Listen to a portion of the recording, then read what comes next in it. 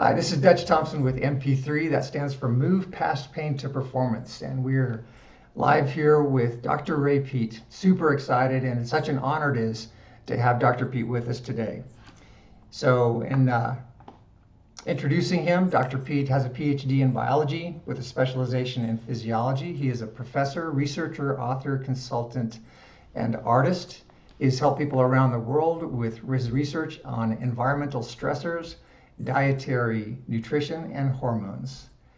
And let me just check real quick here with our outside sound sources, and it looks like sound and systems are operational. So again, kind of here in way of introducing Dr. Peat, I became familiar with his work as I was studying for what I do, which is this Z Health neuroplasticity work. We look at the brain performance before body performance, and in one of the courses I took, Dr. Cobb, who is a chiropractic neurologist, began to describe how it's important to fuel the brain. It was the first time I kind of understood that it was perhaps more important to think about the food I was giving my brain than it was to consider the food I was giving my body. So it completely changed my perspective of how I thought about hunger or craving.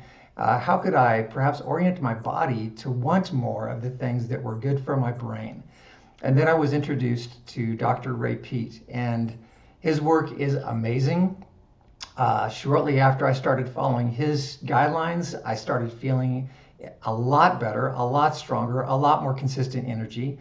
My wife began to sleep through the night. She'd struggled with sleep deprivation, sleeping maybe 1-2 hours a night for about 5 years, into 10 or so specialists. No one could help her.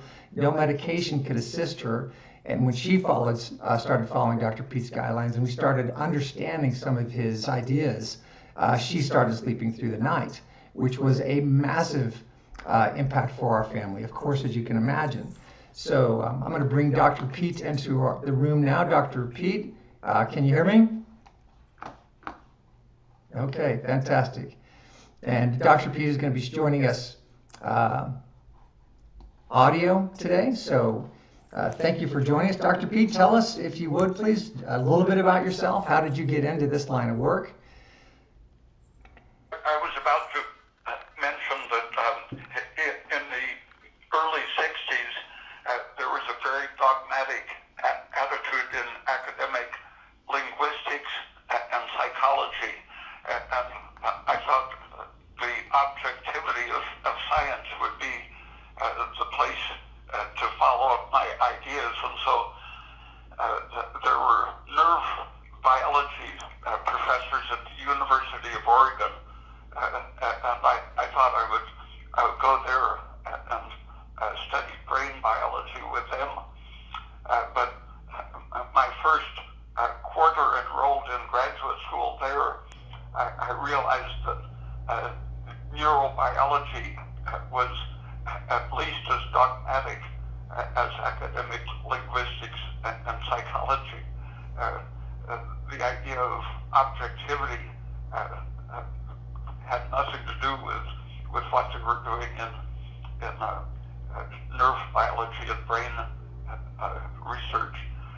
So I looked around all of the different branches of the biology and molecular biology sections, and found that reproductive physiology, there was at least one professor who was guided by evidence doing actual exploratory research in how aging affects fertility.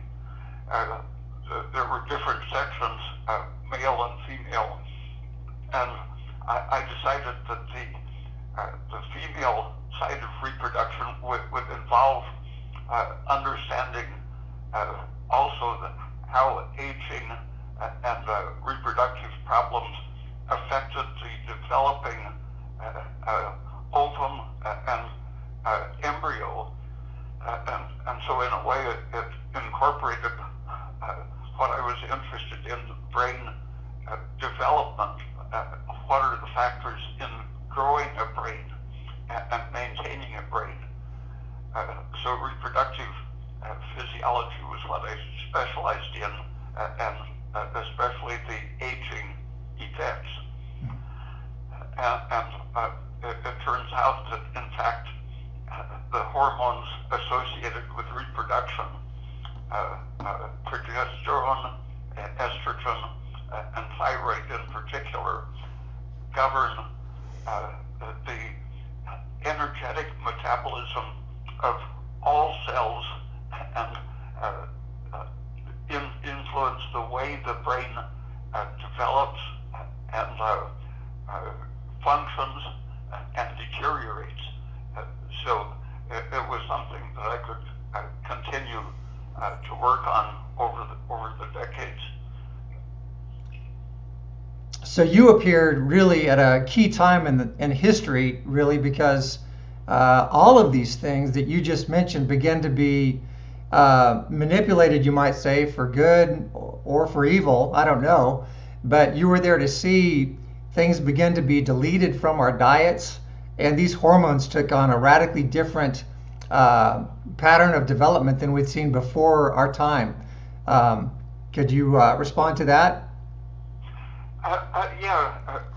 During my dissertation research, I found that excess of estrogen or deficiency of progesterone and thyroid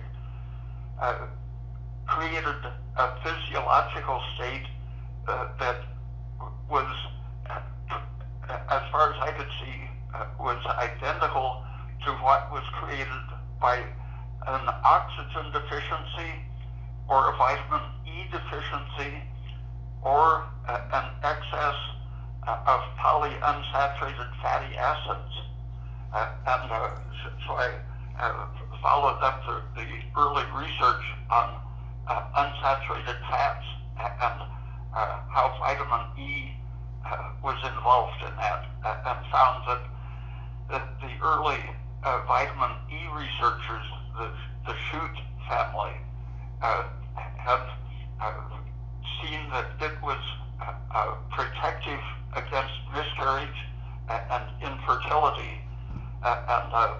In fact, my dissertation advisor, Arnold Soderwall, had demonstrated in animals the same things that the Phsyiologists had demonstrated in women with fertility problems, that aging is equivalent in function to an estrogen excess rather than an estrogen deficiency. High estrogen could be remedied by increasing vitamin E. The Phsyiologists used vitamin E first to cure infertility, and then for the rest of their careers used it to cure and prevent heart disease. In both of these cases, it's protecting against the wastage of oxygen. The food industry and the developing estrogen industry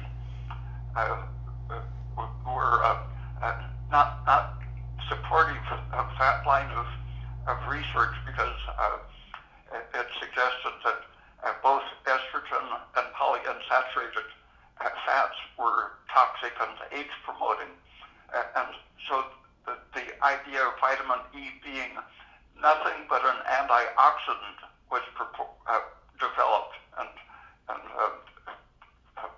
spread through advertising and subsidized research, and that the myth of estrogen deficiency as the cause of menopause was promoted by the estrogen industry to sell estrogen. And so in the early 1940s, a lot of fraudulent research related to polyunsaturated fats, vitamin E, and estrogen started shaping medical consciousness.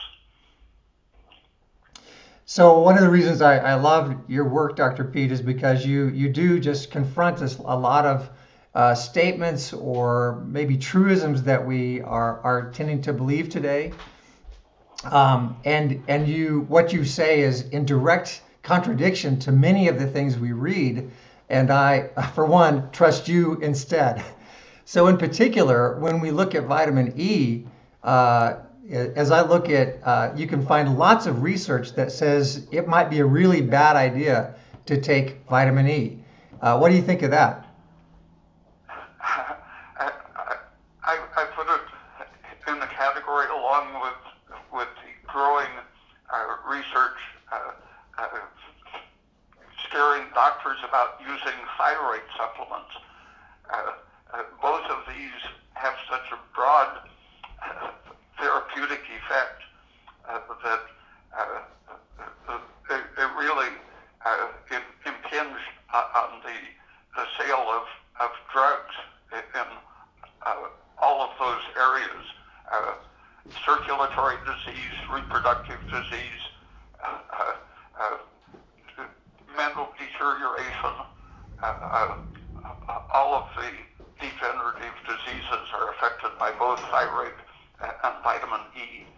And so naturally there's a big reaction against them by the pharmaceutical industry who fund the great majority of research. Yep. Is there a dosage of vitamin E that you like or recommend?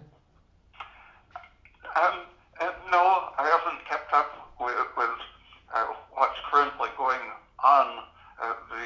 The pressure is always to have a cheaper product, and for about 50 or 60 years, people went along with the idea that vitamin E was nothing but an antioxidant, and so D-alpha tocopherol was the only thing they counted as vitamin E.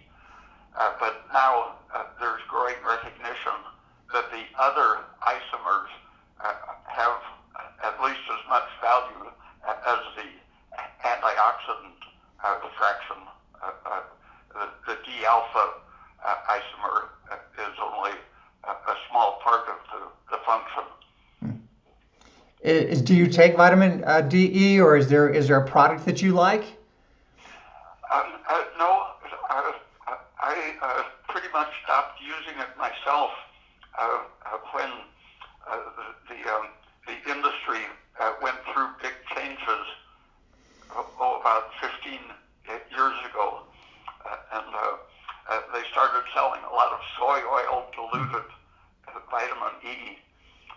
So my rule of what I will ingest is that it should have a high potency rating, but it should also be mixed isomers, and it should be very viscous, not a runny, clear yellow solution, meaning that it's probably diluted with soy oil. So one of our friends, Georgi Dinkov, is probably, if he doesn't already have a product, he's probably will have one in the near future, I would imagine.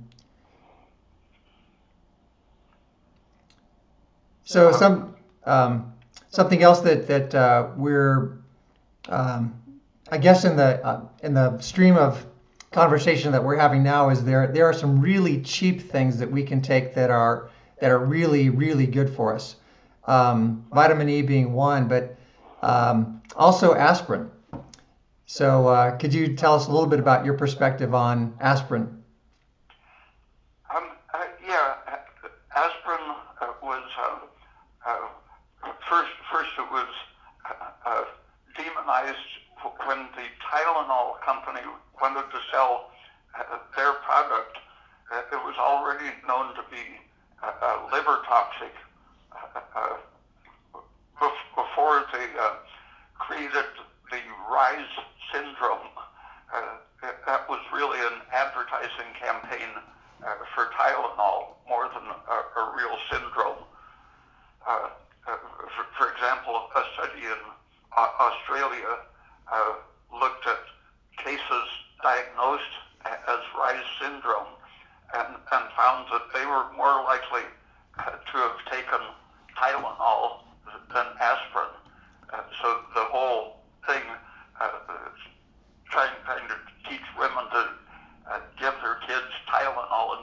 aspirin. That was at least a big mistake, if not a big fraud. So why is aspirin so great for us? It has lots of functions. It has been stereotyped as being a prostaglandin synthesis inhibitor, which is a very good function because all of the prostaglandins have toxic effects, and we benefit from inhibiting their formation.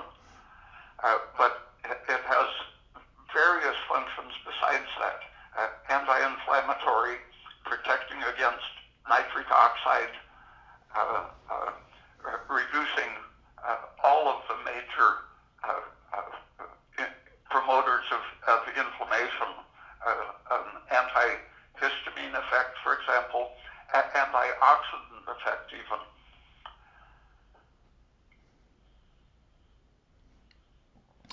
And you got into a little bit of the nitric oxide there. Can you tell us a little bit about nitric oxide and why that's bad for us?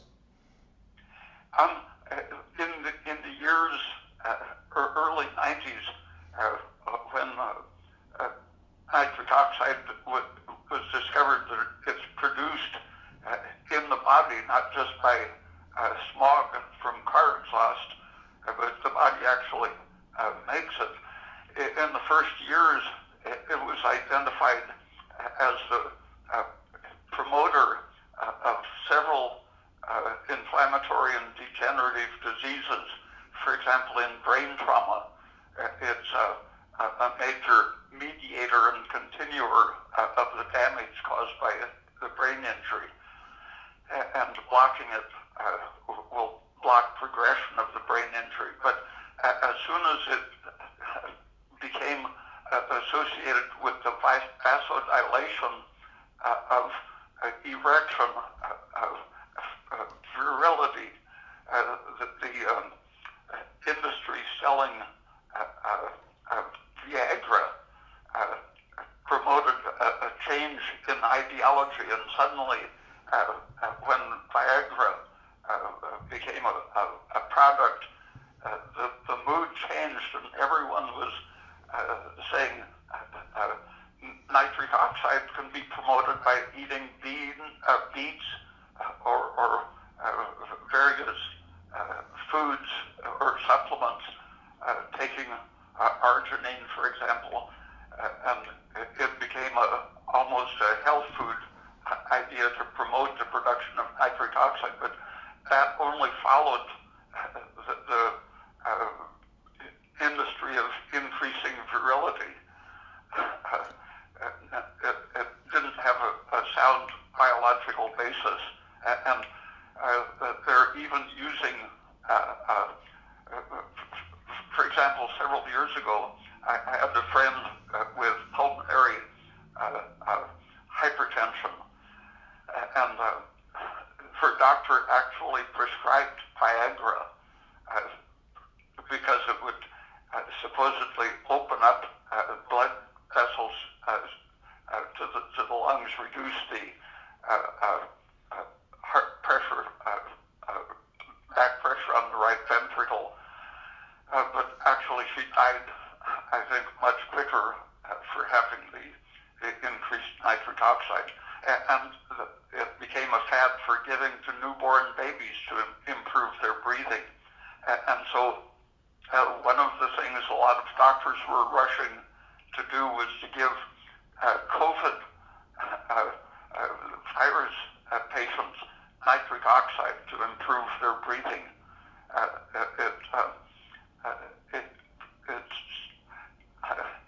absolutely toxic, and it probably is increased in most respiratory diseases because it's promoted by inflammation and causes the damage related to inflammation, increases fibrosis, and the after effect of the coronavirus is to leave a residue of fibrosis in the lungs that can only be increased oxide. So nitric oxide is super unhealthy for us. It goes in line with it seems to be elevated when we experience disease or pathologies. Nitric oxide increases in our body. Yeah, people have devised tests by which you can measure an increase in nitric oxide in your exhaled breath when you have cancer or asthma or a lot of serious systemic diseases.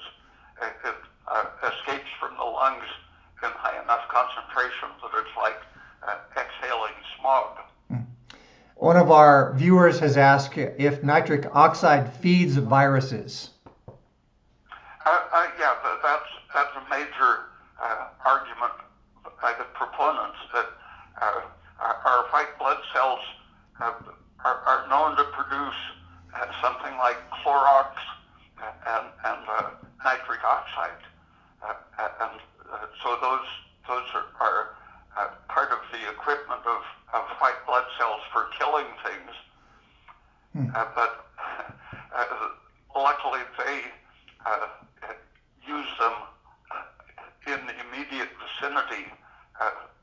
They make contact and they release nitric oxide and an oxidized form of chlorine that is very reactive to basically disinfect what they touch.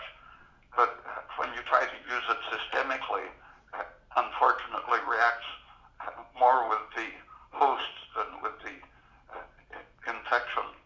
Right, so it would tend to make the virus worse? No, it would actually tend to destroy the virus, but also, meanwhile, harming the patient. I see. Okay. So this goes back to, I think I wanted to ask you about the Viagra type product. Is the harm or part of the harmful side effects that medication can actually cause erectile dysfunction?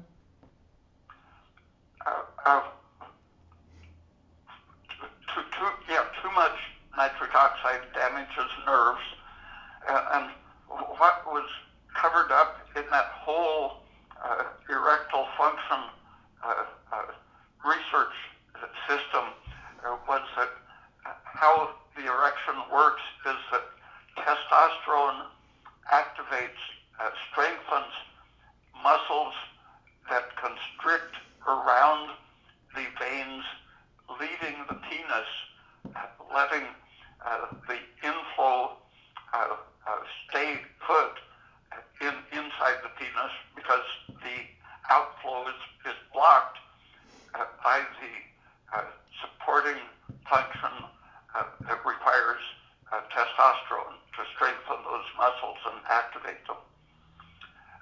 So they were really turning the process of erection upside down just to fit their product. Okay. So there's several processes that I began to learn about when I started listening to you that seem to accumulate together. And of course, correct me if I'm wrong, but I understand there are these things that tend to increase in our bodies and can hold us in these disease states. Estrogen, adrenaline, cortisol, higher levels of oxygen relative to CO2, nitric oxide. Would you respond to that concept, please? Did you include serotonin? I did not. Yeah, that's. These things all have an acute protective or activating function. If you are bitten by an insect or a dog or whatever and have tissue damage, there is release of histamine, serotonin, nitric oxide, and enzymes enzymes are activated, forming prostaglandins and estrogen, and all of these have a local function to stimulate cell growth, close up the wound,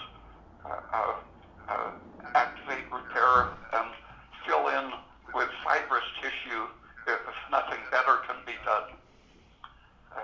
So you form a scar and maybe lose some function, but you've saved the organism. But when these finish doing their job, the more the organism can turn them off immediately, the better the wound closure is, and the less loss of function and the less filling in with useless scar tissue there is. So basically, you want to minimize their response, have an adequate local production, local in the sense of space and time both, local and immediate, but not continuing. In the case of the ovum, which is ready to implant, the implantation requires estrogen to, in effect, prepare a wound equivalent, and the ovum can enter the uterus through that excited, activated area. But then, if it's to survive and grow, a huge surge of estrogen supported by thyroid and carbon dioxide has to take place, knocking down the estrogen production. The whole idea of the birth control pill was established in the 1930s, that estrogen will cause miscarriage or non-implantation depending on how early the estrogen dominance occurs. My dissertation advisor, for example, showed that mating animals, if he increased their estrogen at earlier and earlier stages, or postponed it, he could either prevent implantation or cause early miscarriage, or right up to the day or two before normal birth, if he gave a big dose of estrogen, he would cause miscarriage. And vitamin E deficiency, by decreasing progesterone and increasing estrogen, have the same effect, either non-implantation or earlier or later miscarriage.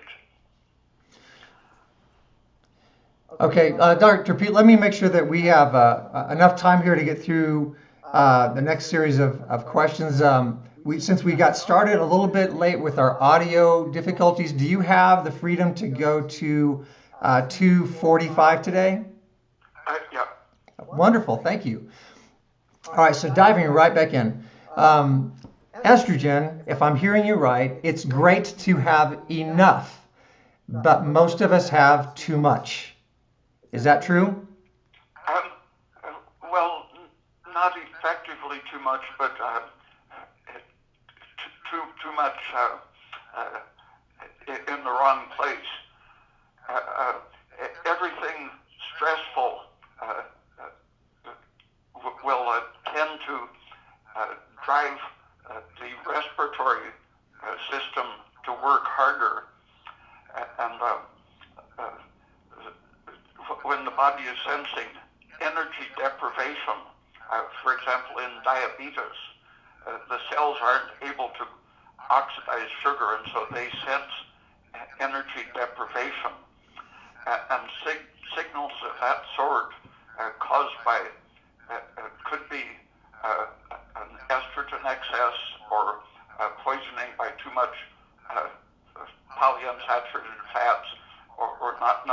of various nutrients, especially vitamin E, and all of those things will send signals to your respiratory system to make you breathe harder. And so typically, probably about at least a third of Americans have some sign of hyperventilation sitting at rest. For example, they will have a slight persisting elevation of lactic acid.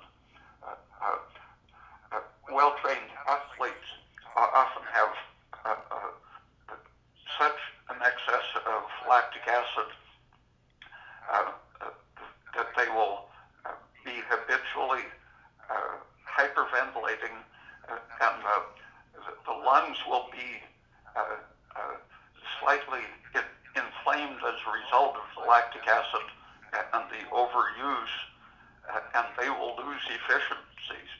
So the oxygen isn't really getting where it's needed, but they're having signals that make them continue this overbreathing.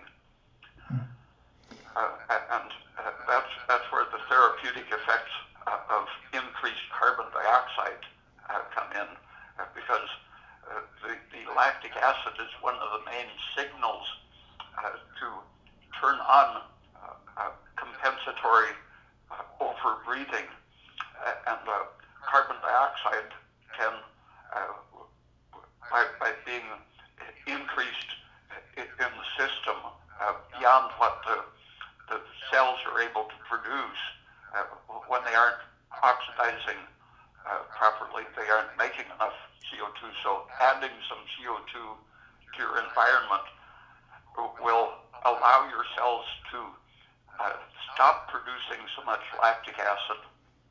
And even though CO2 itself is a signal to breathe, it's a more true representation. But in the process of increasing the CO2 and lowering the lactic acid, you are reactivating the ability to use oxygen to produce energy. And so by taking a supplement of CO2, you're increasing your ability to make more CO2, and the overall effect is to make you able to retain more CO2 by not breathing so hard, despite the fact that CO2 is a signal to increase breathing. It at first seems contradictory, but it's actually reducing false signals and returning you to the normal relaxed state in which you don't breathe until you need the oxygen. So again, I'm kind of wondering about the estrogen impact here, and are you saying that by getting a better balance or a higher level of CO2 in the body, that helps to keep estrogen in check? Yeah, it's definitely one of the things. Estrogen is a major driver of hyperventilation and of ineffective oxidative metabolism. It in itself, one of its first actions is to increase lactic acid formation and waste sugar.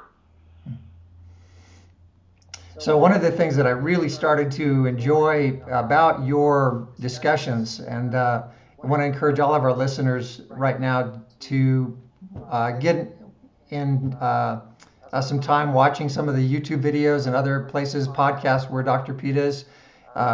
He's just such a strong voice for body health, for brain health, and one of the things that I began to enjoy was you were speaking with a level of complexity around this stuff, and for the first time I really began to understand the fact that my body was so much more like a chemistry lab than I had thought of before.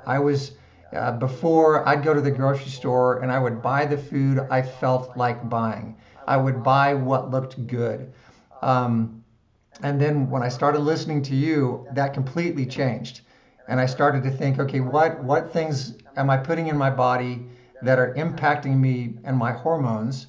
What things are increasing estrogen, influencing CO2, uh, and the other mix of things? What things do I need to increase my testosterone? But it became a much more uh, informed part of my life. So I'm thankful for that. There's been a couple of really important statements that you've made as I've listened to you over the past year and a half or two. One was that estrogen would tend to be a little out of control in the absence of some limiters like I think progesterone and pregnenolone. Is that correct? Yeah, progesterone is the most direct antagonist of estrogen. It blocks some of the effects between estrogen and the cell substance, but it also knocks out the official protein called the estrogen receptor. It causes that to actually degrade and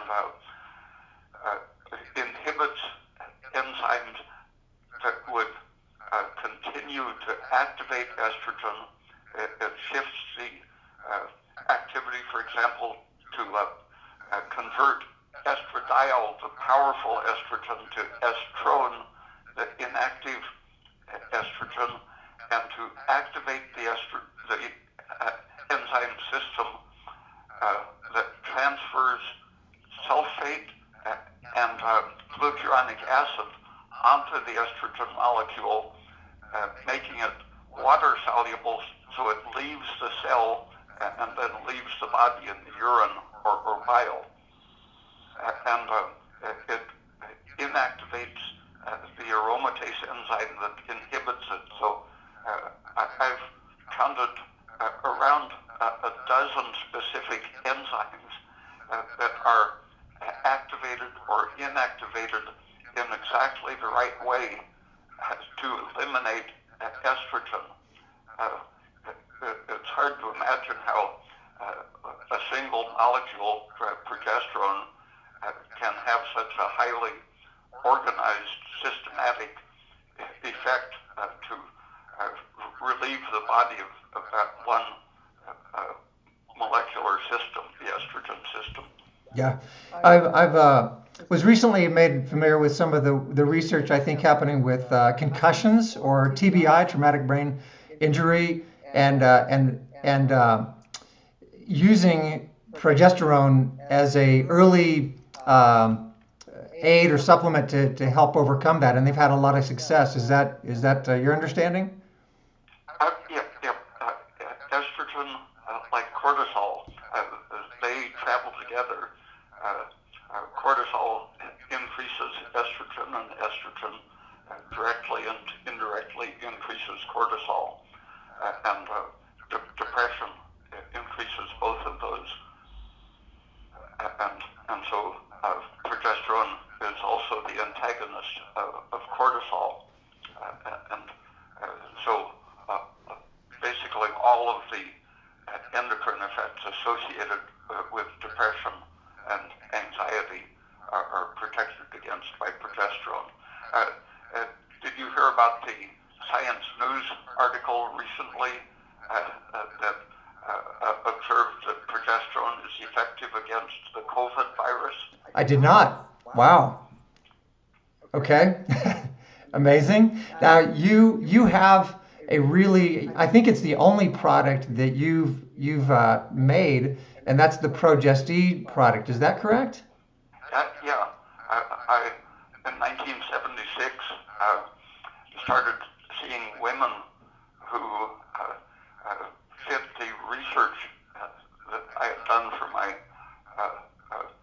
dissertation, and realized that doctors were absolutely unwilling to make available to them what they obviously needed. Wow. Occasionally they would inject them with progesterone dissolved in benzyl alcohol and cottonseed oil or sesame seed oil. Not good. Both of the solvents are extremely toxic, but despite that, the progesterone would protect against the toxins and relieve their symptoms. I saw a woman who had had MS or optic neuritis along with the other symptoms of multiple sclerosis and had been bedridden and effectively blind and incompetent for on and off for more than a year. And on the strength of injected progesterone, she was recovered sufficiently that she drove to Portland, and my endocrinology class was on, I think it was the third floor of an old building, and she walked up 3 floors and gave an hour lecture to my naturopathic medical students on progesterone after being considered a terminal case. Wow. I started looking for ways that women could use it without having to take the toxic injection that so few doctors were willing to give.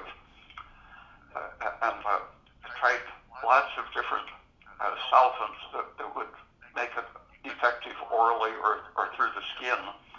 And for a while, I would give women a jar of coconut oil or olive oil or some vegetable oil, but it would only stay in solution about 24 hours, and then it would cloud up and gradually sediment. And as soon as it was clouding up, that was meaning that it was crystalline and was no longer in solution and was becoming ineffective. And finally, I found that vitamin E was a safe and stable solvent. Which is what it's in your product, Progest-E.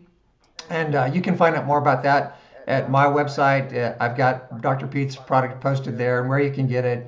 And that's at mp3-theratrain.com. But I use that daily.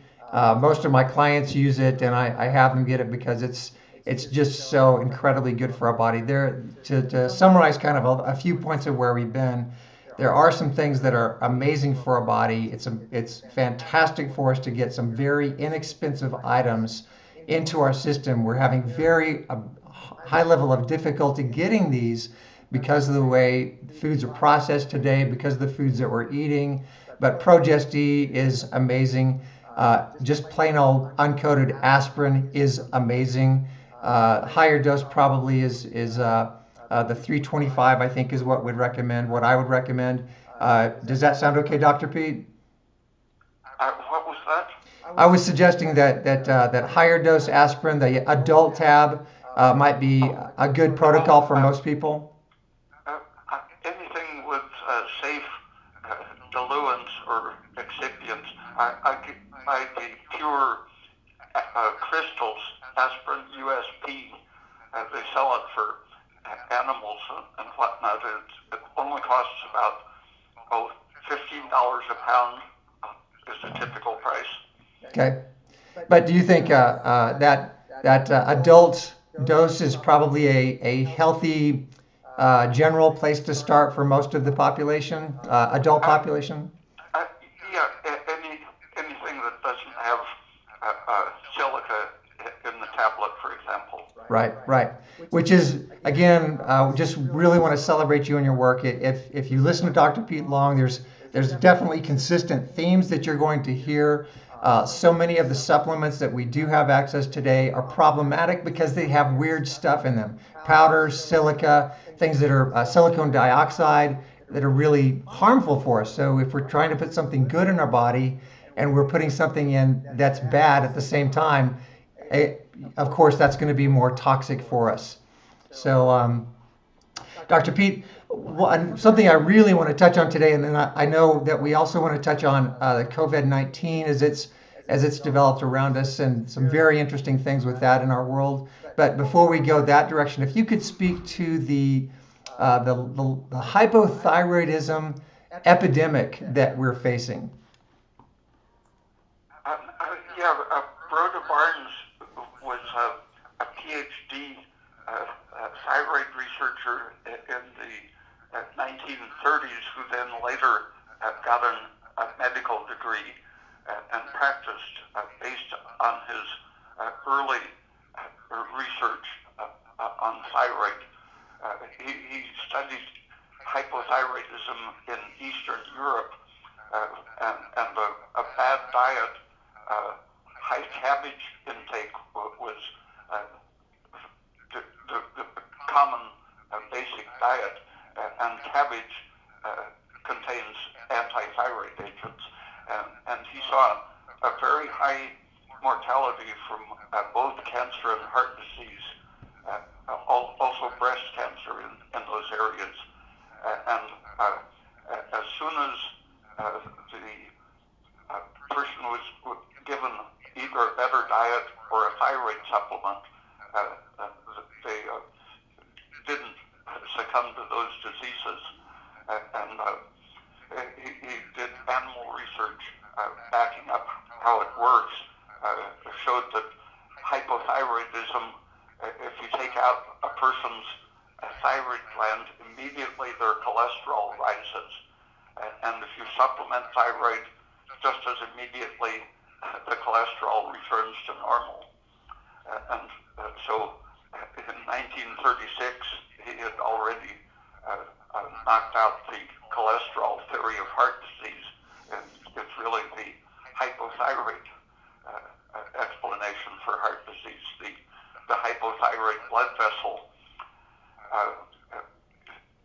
partly inflamed by the action of elevated TSH, thyroid stimulating hormone, is an irritant to all tissues, and the high level in the blood when a person is hypothyroid is part of the damaging of the blood vessels. In defense, the cells go through many reactions, and all of that precedes the collection of the thyroid-rich plaque. Hypothyroidism is basically as epidemic as is atherosclerotic heart disease. And the cancer incidence is the other side. The hypothyroid populations, if they don't die of heart disease, cancer gets them, especially breast cancer, because when your thyroid function is low, your estrogen to progesterone ratio is very high. One of the first people I saw that got me interested in finding a progesterone supplement was a woman who had been completely disabled from the age of about 36 until 54. She was bedridden most of the day and wasn't allowed out of the house because she couldn't find her way home from supposedly the effects of epilepsy on her brain. Her estrogen was higher than her progesterone in any of the blood tests she had. For a healthy person has from 20 to 100 times as much progesterone as estrogen. Her estrogen was actually higher than the progesterone, keeping her brain in a constantly overstimulated, de-energized state. She dipped her fingers in my warm solution of progesterone in vegetable oil and the small amount she absorbed through her arthritic fingers, she did that several times a day, soaking up progesterone, probably spread some of it around her other skin, but that was a very moderate amount of progesterone supplement. In 5 days, she came back all by herself, out of the house, several blocks away from home, and grinning and bending her fingers that had been arthritic. And from then on, she wasn't bedridden again. Within a few weeks, went back to graduate school, got straight A's for a master's degree in gerontology. So her brain was not at all damaged by the seizures. It was just the estrogen was making it unable to function. It's I'm both mixed with so much encouragement and yet also frustration at hearing you describe things like this, because I of course wonder of so many people who are struggling with brain problems, inability to move, inability to function, inability to think, brain fog, and yet your product is cheap. It's affordable. It's maybe $30 for a supply that's lasting me 2 to 3 months.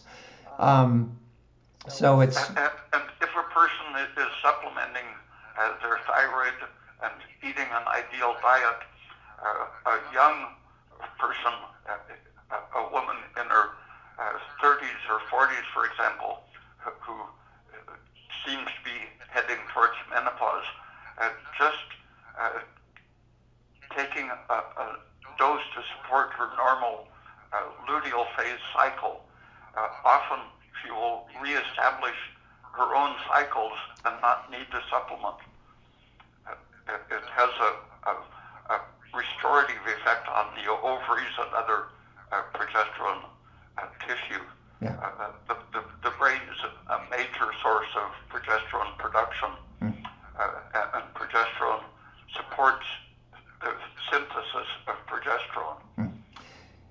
In your opinion, what's the best thing that we can do as individuals to avoid hypothyroidism in our 30s or 40s? Cutting out the polyunsaturated vegetable oils that were advertised as essential fatty acids. They're essential for disease, nothing else. Totally removing those from the diet, and pretty much the foods that contain them. Yeah. Grains and legumes, and all of the manufactured food products that have added fats. Yeah. Dr. Peat, if I could interrupt you for a second, but every now and then you say something that's so amazing and mind-blowing. And this is one that I just wanted to capture, because I think you just said that there are no essential fatty acids. There are some articles on my website, probably half a dozen, that go over the arguments that have been presented. And they're all essentially based on imaginary, non-existent things that they refer to. And it takes a long time to unwind all of the arguments that are given to explain where that idea that they're essential came from. George Burr, in 1929 to the early 30s, was pushing that argument. Other people had demonstrated that a fat-free diet extends life and prevents cancer and so on. He created the argument that they are essential to prevent skin disease. But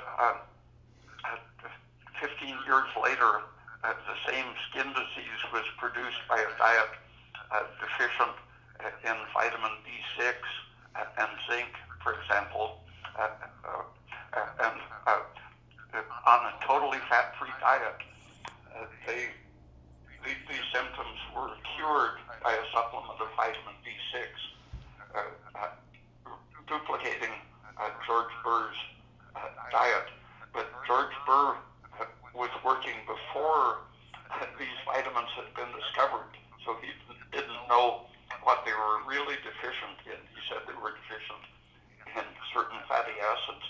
But when he put some of these deficient animals under a bell jar and measured their rate of oxygen consumption, they were consuming oxygen at 50% higher than normal animals. They were like they've been given a big overdose of thyroid. Wow. They were super metabolizers, super oxidative metabolizers. And he was unknowingly demonstrating the powerful anti-thyroid effect of the essential fatty acids. Wow. Yeah.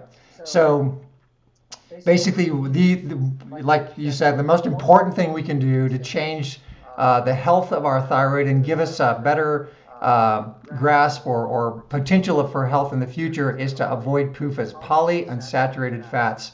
And the list of those is long. You can find all kinds of charts on polyunsaturated fats on Google search engines, but mainly what we're saying is your coconut oil is good and safe and has little or no polyunsaturated fat in it. Butter is safe. Butter is safe. Olive oil is okay. It's not great. Is that right?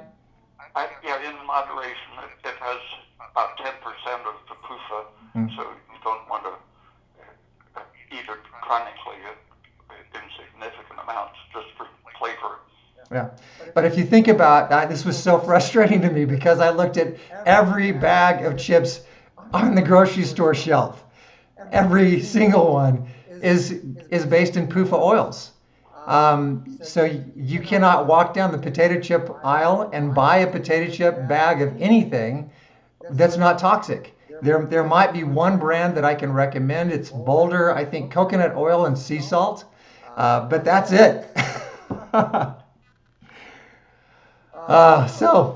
Dr. Peat, if it's okay with you, let's kind of dive into the COVID-19 and take a few minutes with that. I know on this note, Dr. Peat has a monthly newsletter you can subscribe to. The email for that is, I think, raypeatnewsletter@raypeat.com. Is that right? Yeah, Ray Peat's with an S. Ray Peat's newsletter at raypeat.com. How much? No, gmail.com. Okay. And that is it $28 for 2 years? Right.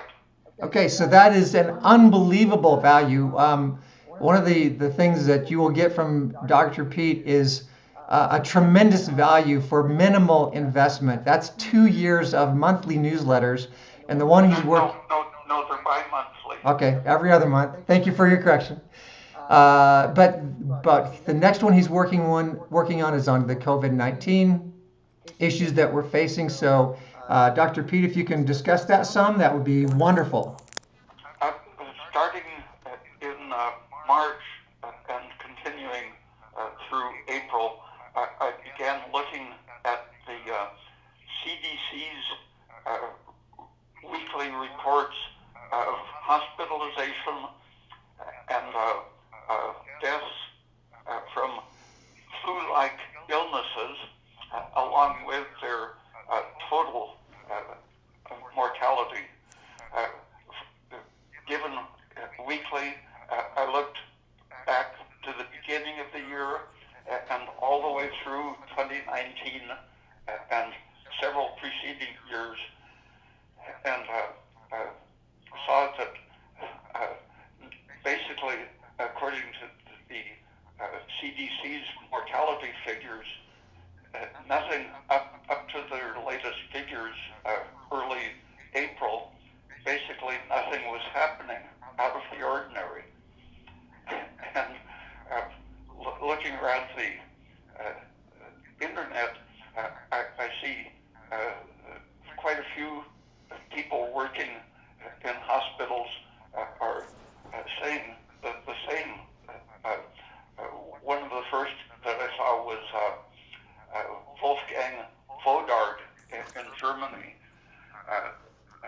saying essentially the same thing, that nothing is happening. The coronaviruses have been part of respiratory infections as far back as anyone was testing for them. And another German doctor, there are several in Germany, two doctors in Bakersfield recently had a video saying the hospitals are empty. They aren't seeing anything happening, even though California was supposedly having an overflow of respiratory disease patients. And the high mortality partly is the result of very inappropriate treatment, even though, according to the CDC, I didn't see any figures of high mortality, but people working in these areas are saying that the mortality in some of the intensive care units is as high as 100% of those come in don't go out alive. A doctor in Germany, Luciano Godinoni, described two hospitals near him, I think in Berlin. One of the hospitals had a 60% mortality from the coronavirus, which resembled a lot of other intensive care units. But one nearby hospital had 0% mortality at that time. He said the hospital with 0% mortality had stopped giving the standard intubation ventilator treatment and was giving a nasal cannula oxygen instead, and not injuring their lungs just for a beginning of therapy. Better not kill the patient before they're able to recover. So what was wrong with the intubation that was that you're describing? Why is that insufficient or harmful? I just saw a video by I think a New York nurse describing doctors who were giving extreme overpressures. She called it blowing out their lungs. But there are lots of problems that can happen when intubation is too intense, either too much pressure or too fast, too much oxygen. The concentrated oxygen beyond the normal air causes fairly rapid damage to the lungs, destruction of the lungs, if you continue it with a very high concentration. So almost everything can go wrong with an intubated patient. And so Gabinoni was saying that a very conservative kind of respiratory treatment was failing to kill the patients. Okay. So what are the other challenges? What are the other thoughts that you have around this global pandemic? There's all sorts of extremist language that are used to describe this. So when I couldn't find any evidence of an increased respiratory disease mortality all the way up to early April, I started looking into the background and why were they saying there was a pandemic when there weren't even very many tests being given and validated tests. No one knew whether any test at all was verified as a measure of whether this particular virus is present.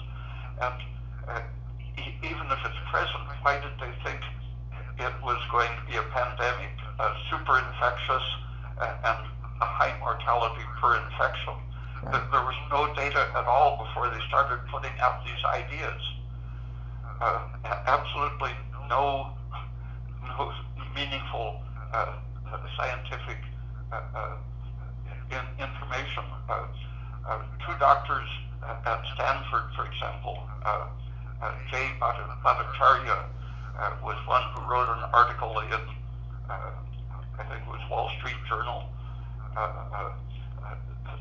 saying just that where is the information for creating a panic?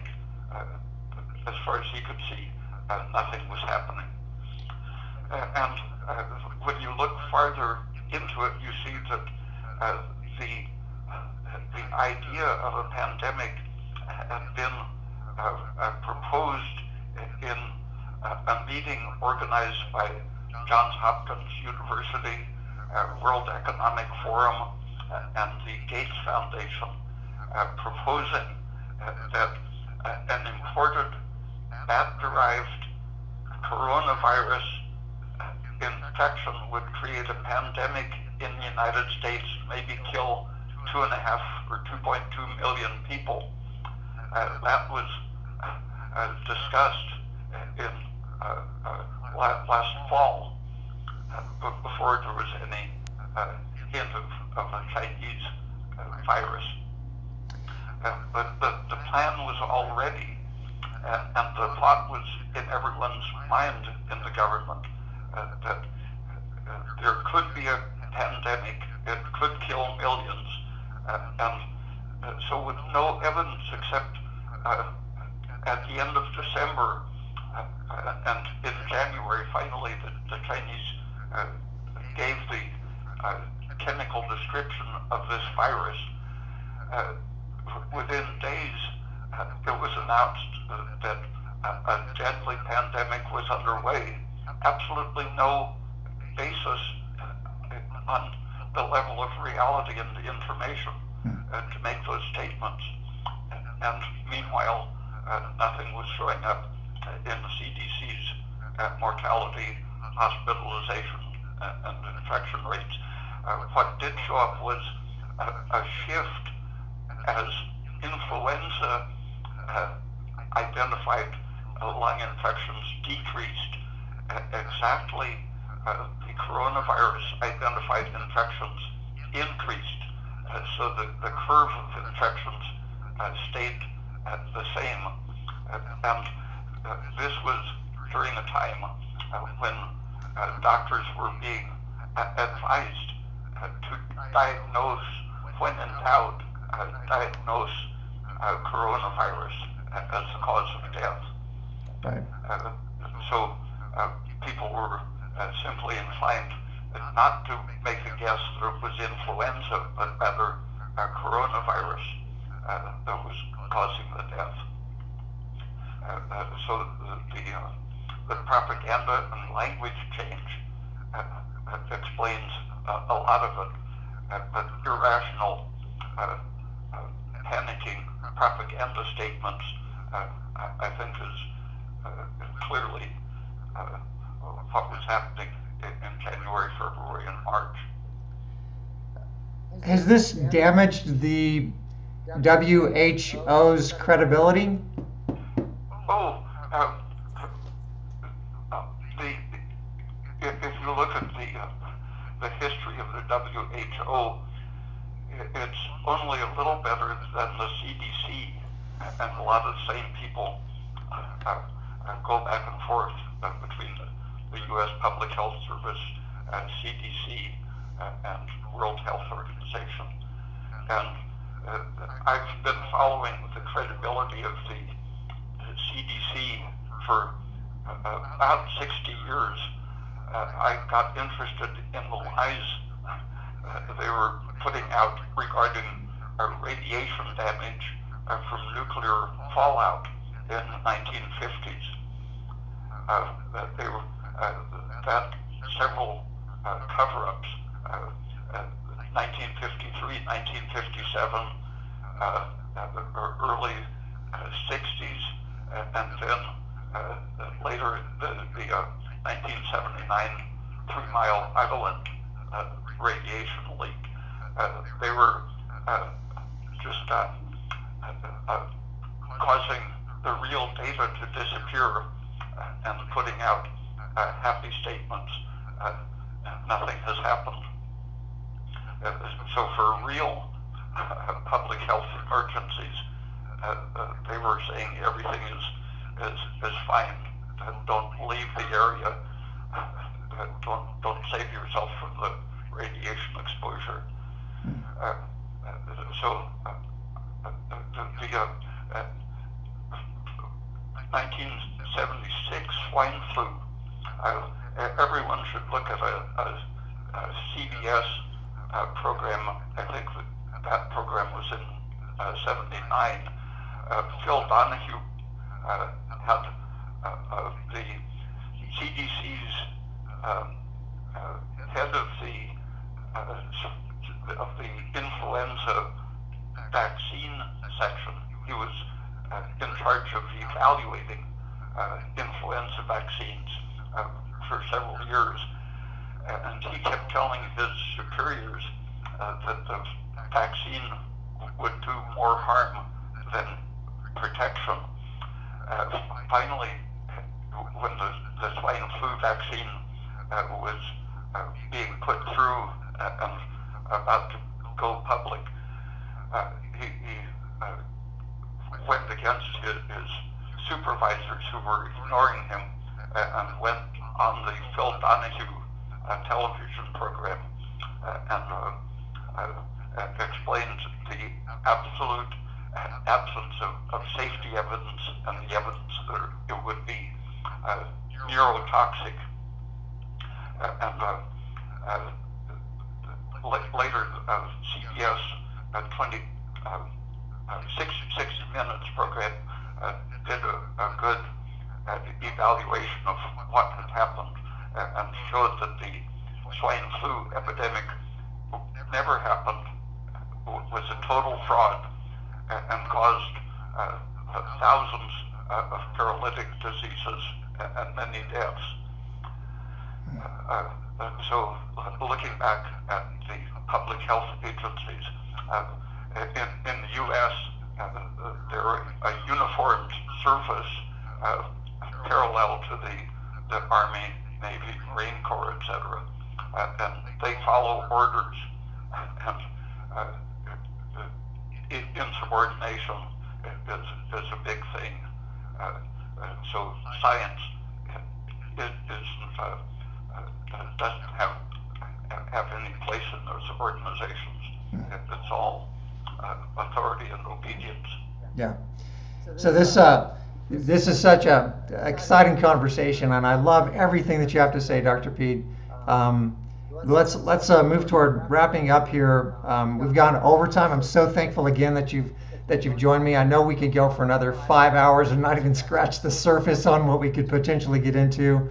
So thank you so much for joining us. Again, there are a lot of podcasts and opportunities to hear Dr. Ray Peat. The issues at hand that we're discussing on